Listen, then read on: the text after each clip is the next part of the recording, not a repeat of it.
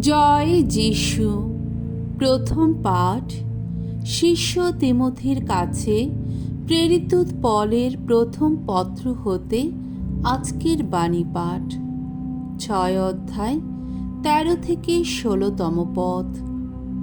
দায়িত্ব পালনে একনিষ্ঠ থাকার আহ্বান।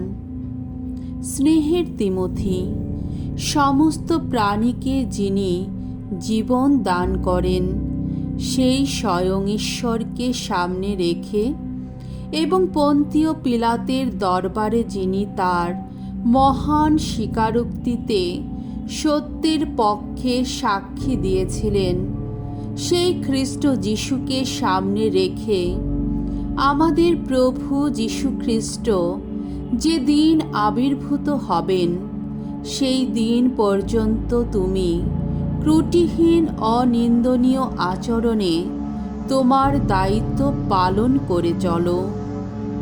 আমি তোমাকে এই নির্দেশ দিচ্ছি যে সময় এলে তার সেই আবির্ভাব ঘটাবেন ঈশ্বর নিজেই। সেই পরম ধন্য ঈশ্বর, বিশ্বের একমাত্র কর্তা যিনি, সকল রাজার রাজা, সকল প্রভুর প্রভু যিনি। একমাত্র তারই হাতে রয়েছে অমরত্ব। অগম্য জ্যোতির লোকেই তার আবাস। তাকে কোনোদিন দেখতে পায়নি কোনো মানুষ। তাকে দেখতে পাওয়াও কারো পক্ষে সম্ভব নয়। সেই তিনি চিরসম্মানিত হোক, চিরস্থায়ী হোক তার আধিপত্য। আহা, তাই হোক। প্রভুর বাণী। ঈশ্বরকে ধন্যবাদ। সাম সঙ্গীত 100 অধ্যায় 1 থেকে 5 পদ। তোমরা এগিয়ে চলো ভগবানের কাছে, এগিয়ে চলো আনন্দ গান গেয়ে। ভগবানের জয়ধ্বনি করো সমগ্র পৃথিবী। ভগবানের সেবা করো পুলকিত প্রাণে। আনন্দের গান গাইতে গাইতে চলো তার কাছে যাই। জেনে রেখো ভগবান স্বয়ং ঈশ্বর। আমরা তো তারই রচনা, আমরা তো তার আপন জাতিরই মানুষ। আমরা তারই চারণভূমির মেষপাল। এবার প্রবেশ করো তার মন্দির তোরণে স্তুতি গান গেয়ে, তার এই মন্দির প্রাঙ্গণে স্তব গান গেয়ে। এসো তার গুণগান করো, তার নামটির প্রশস্তি করো। আহা, ভগবান কত না মঙ্গলময় তিনি। তার দয়া সে তো চিরকালেরই দয়া। তার বিশ্বস্ততা নিত্য সক্রিয়, যুগে যুগান্তরে। বাণী বন্দনা। জয় জয় প্রভুর জয়। সৎপূর্ণ হৃদয়ে যারা সঞ্চিত রাখে প্রভুর বাণী, আপন নিষ্ঠায় যারা ফলায় ফসল, ধন্য তারা ধন্য। মঙ্গল সমাচার। লূক রচিত মঙ্গল সমাচার 8 অধ্যায় 4 থেকে 15তম পদ। যে বীজগুলো ভালো মাটিতেই রয়েছে সেগুলো যেন সেই সমস্ত মানুষ যারা সৎ উদার প্রাণেই বাণী শুনে। সেদিন বহু লোকের ভিড় জমতে শুরু করেছে। একের পর এক শহর থেকে লোকেরা যিশুর কাছে আসছে। সেই সময়ে তিনি একটি উপমা কাহিনীর মধ্য দিয়ে উপদেশ দিতে শুরু করলেন।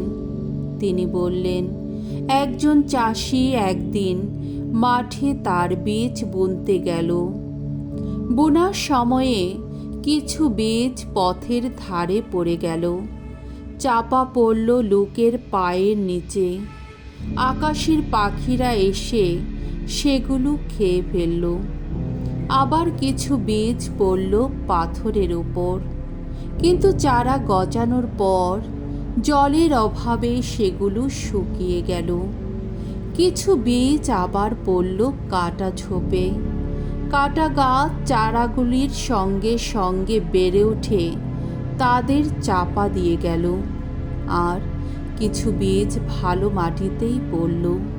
সেগুলির চারা বেড়ে উঠে ফসল দিল শতগুণ।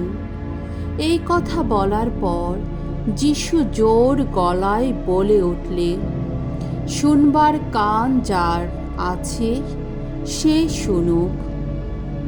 পরে যিশুর শিষ্যেরা তাকে জিজ্ঞেস করলেন যে এই উপমা কাহিনীটির অর্থ কি।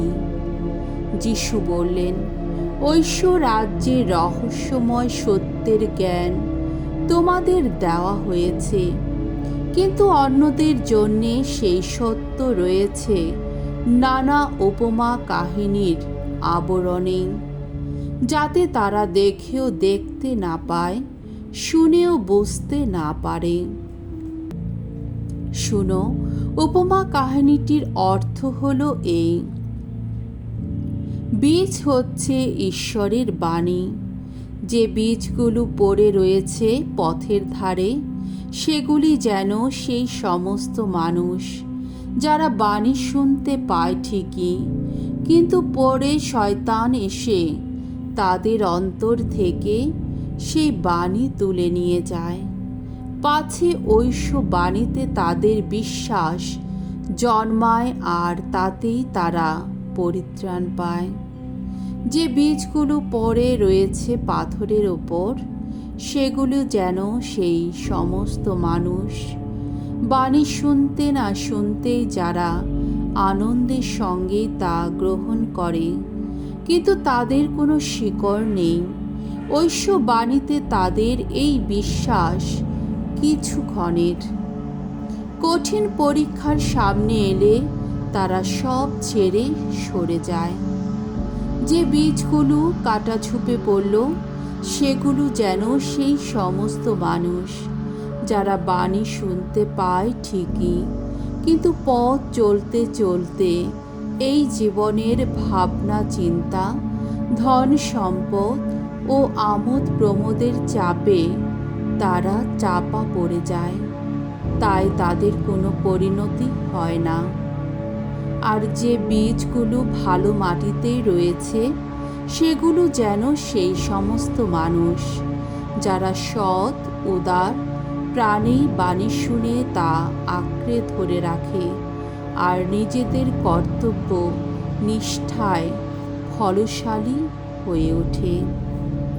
প্রভুর মঙ্গলময় বাণী। খ্রিস্ট প্রভু তোমার প্রশংসা হোক।